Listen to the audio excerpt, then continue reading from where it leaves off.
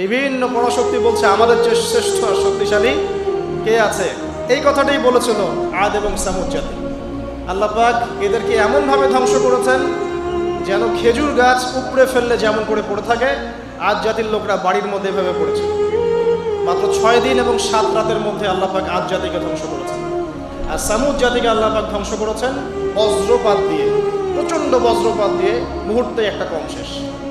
আল্লাহ পাক সব করতে পারেন। ইতিহাস এভাবেই পুনরাবৃত্তি ঘটিয়েছে। যুগে হাদিয়া উমর রাদিয়াল্লাহু আনহুর স্ত্রী আতিকা তিনি বলছেন যে ইয়া আমিরুল মুমিনিন, আমাকে দিন, আমি এটাকে সুন্দর করে ডিস্ট্রিবিউট করে দিচ্ছি, সবার মাঝে সুন্দর করে ভাগ বন্টন করে দিচ্ছি। উমর রাদিয়াল্লাহু আনহু বলছেন আতিকা ছাড়া আর কে আছো যে এটাকে ভাগ করতে পারবে? তখন তিনি বলছেন আমিরুল মুমিনিন, আমি ভাগ করলে কি সমস্যা?